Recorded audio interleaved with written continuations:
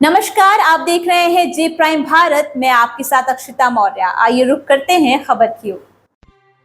गेंद घर मैदान में निर्मित बालिका छात्रावास का हुआ लोकार्पण।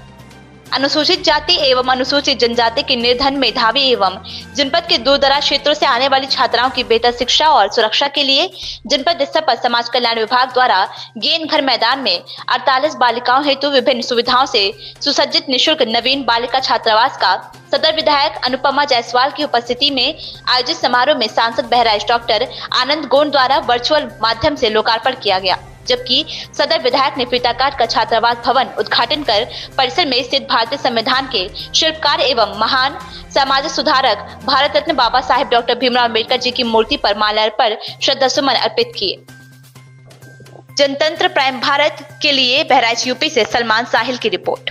रमाशंकर गुप्ता जी, जिला समाज कल्याण विकास से श्रीमती श्रद्धा पांडे जी, अधीक्षक किशन लाल जी, मेरे साथ आए हुए भारतीय जनता पार्टी के नगर के अध्यक्ष अजय प्रताप सिंह अज्जू जी, महामंत्री अजय जायसवाल जी, यहाँ पर उपस्थित सभी स्टाफ के बंधुओं, कर्मचारी गणों और वो बच्चियाँ जिनके लिए आज इस कार्यक्रम की शुरुआत की गई है, इस कार्यक्रम का आज आयोजन किया गया है, ऐसी मेरी प्यारी बच्चियों, आप सबको बहुत बहुत बधाई और शुभकामना देती हूँ कि प्रदेश सरकार की जो योजना है अनुसूचित जाति और जनजाति की बच्चियों के लिए हॉस्टल का निर्माण किया जाए और उनको हॉस्टल में रखा जाए ताकि उनको भी पढ़ाई लिखाई में किसी प्रकार की असुविधा ना आए, उनको भी अपने जीवन में उन्नति करने के, प्रगति करने के अवसर आएँ।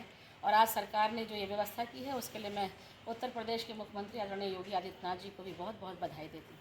आज संविधान दिवस भी है, बाबा साहेब आम्बेडकर जी की आज पुण्यतिथि भी हम मना रहे हैं और इस अवसर पर आपने उनके लिए आयोजन किया है, यह भी निसंदेह जिसने भी आज के दिन का चयन किया है वो भी साधुवाद के पात्र हैं। हम सब जानते हैं कि 20वीं शताब्दी के उत्कृष्ट विचारक, ओजस्वी लेखक, प्रखर वक्ता और आज जो हमारे आज़ाद भारत था उसके पहले कानून मंत्री डॉक्टर भीमराव अम्बेडकर जी की आज जयंती है। हम उनका एक कहा जाए तो उन्हें हम जिस नाम से पुकारते हैं वो होता है कि संविधान के जनक कहे जाते हैं, संविधान के शिल्पी कहे जाते हैं। और प्रभु ने उनको ये उनके हाथों में उनको ये शक्ति दी कि वो जिसके लिए लड़ते रहे निरंतर, वो एक जात विहीन समाज की स्थापना करना चाहते थे, भेदभाव ख़त्म करना चाहते थे। अनुसूचित जाति के लोगों को उनका एक ही संदेश था, शिक्षित बनो, संघर्ष करो, और उसके लिए वो लगातार प्रयासरत रहे और उनको इतनी बड़ी ऊंचाई दी कि उन्होंने संविधान की रचना की।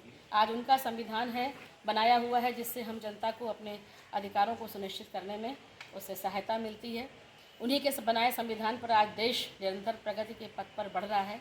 उनके बारे में महात्मा गांधी जी ने कहा था कि जैसे जैसे समय बीतता जाएगा बाबा साहेब आम्बेडकर की कीर्ति पूरे विश्व के आकाश में फैलती जाएगी।